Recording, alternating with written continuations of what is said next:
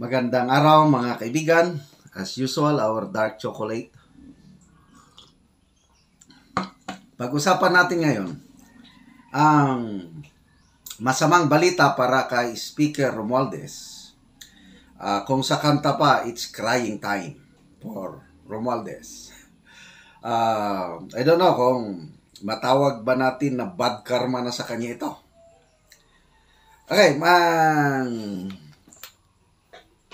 Pulse Asia Survey ng third quarter. It was conducted September 10 to 15. Nako, lumagapak ang rating, trust rating ng Speaker of the House. Mamaya i-compare natin kay VP Sara kasi silang dalawa na nagpopormahan para sa 2028 presidential election. Okay, si Speaker Romualdez, noong second quarter, ang kanyang trust rating is 54%. Ngayong third quarter, lumagapak 38% na lang. Bumaba siya ng 16%. That's very significant. Okay, kay VP Sara naman, bumaba rin siya. Lahat sila bumaba eh. Including the President, Vice President, Speaker of the House, Senate President Zubiri, Chief Justice Gismondo, bumaba lahat. Talagang ang taong bayan nagpalabas na ng galit eh.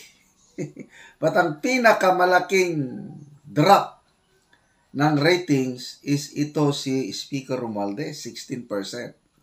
Si VP Sara, mataas ang kanyang trust rating. Noong second quarter, 87%.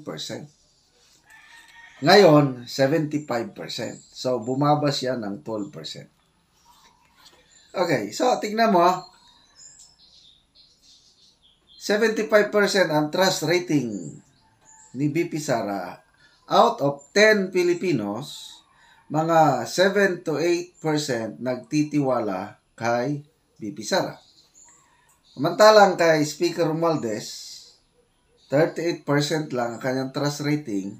Out of 10 Filipinos, 3 hanggang 4 lang ang may tiwala kay Speaker. Diba layo? Alos kalahati ang agwat ng kanilang rating. Okay.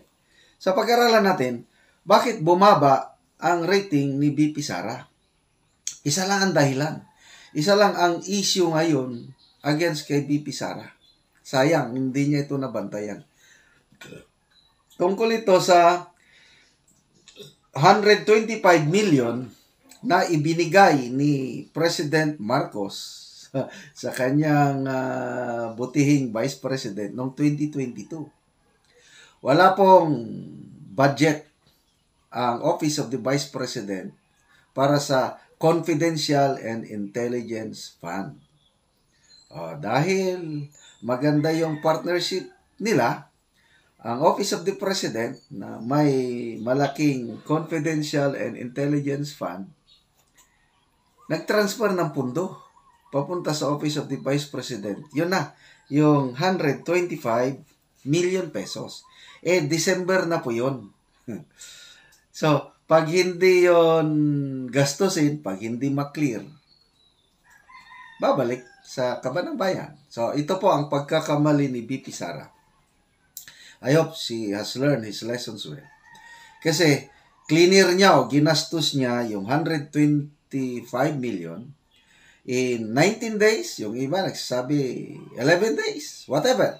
Kahit sabihin mo 19 days, nakakapagtaka pa rin.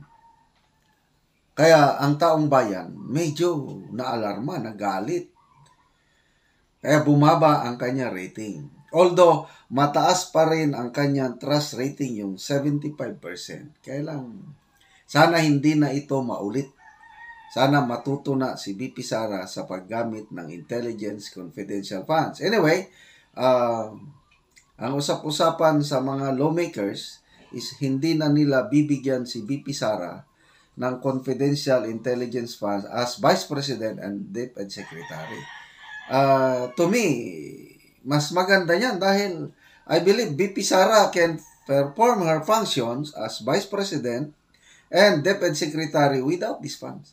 Sinimulan lang kasi ng Pangulo eh. Follow the leader. Ang Pangulo, ang laki ng kanyang confidential intelligence fund. Di lahat ng kanyang mga gabinete, magkakaroon din. So, it's just a matter of leadership.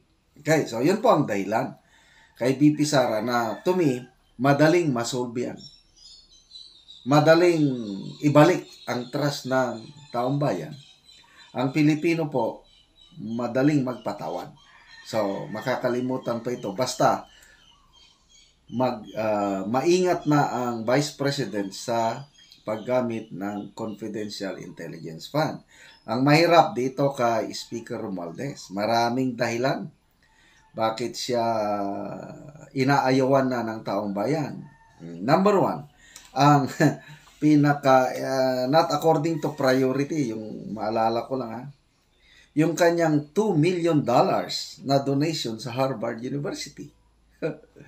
Ang laking pera niyon, 112 million pesos, tumatagintin. Dinonate lang niya na hindi naman malaman kung pera ba niya yon o pera ng taong bayan.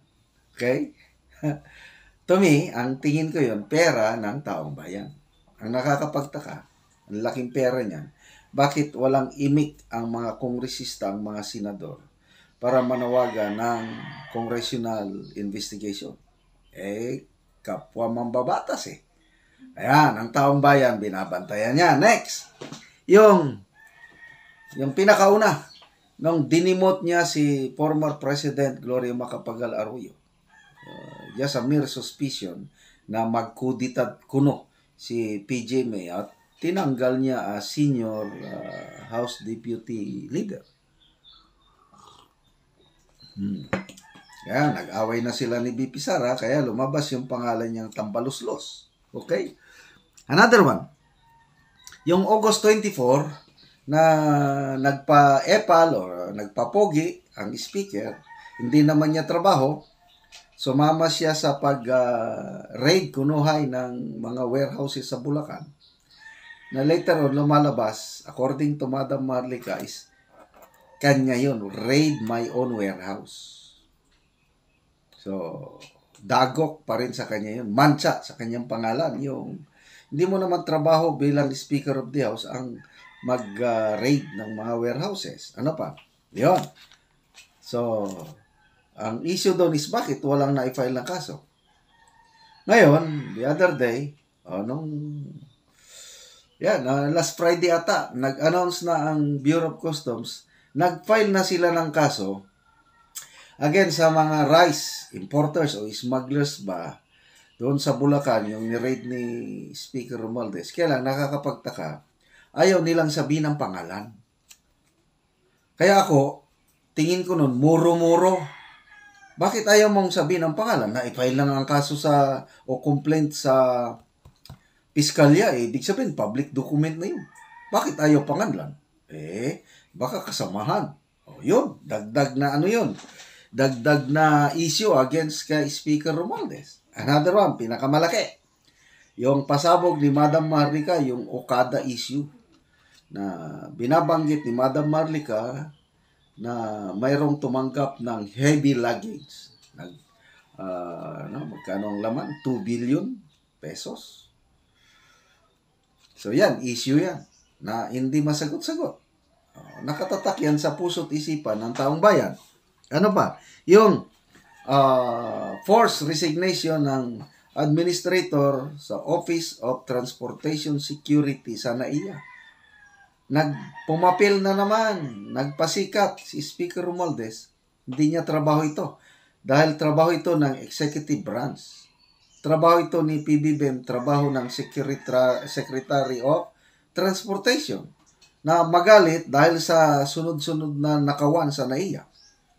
Bakit siya ang pumapil? Siya ang nagalit. Siya yung nag-warning, nagtumakot sa OTS administrator na kung hindi ka mag-resign, i-block ko, hindi ko palusutin ang budget ng DOTR at OTS. Natakot yung isa, nag-resign. Again, tingin ng taong bayan, pa-epal yun, papogi. Ano pa? Pinaka-latest na vlog ni Madam Maharlika, yung meron daw ilulunsad ang speaker na Martin Romualdez Rice, Malaya Rice, Freedom from Hunger. Mga tig 5 kilo daw na bigas ipang-apod sa mga tao in preparation for 2028 election. Lahat ng mga yun, nakikita yun ng netizens, taong bayan, kaya tumatatak sa isipan nila pagdating sa survey, nagre-reflect. So, I don't know, how will they react? To me, ang aking concern, si VP Sara. Kasi ako, personally, manok ko si VP Sara. Gusto ko siya maging presidente by 2028. Sana, hindi nagagamit si VP Sara ng Confidential Intelligence Fund. Tuloy lang ang trabaho niya without that controversial fund at mananalo siya versus kay Speaker Romualdez by 2028.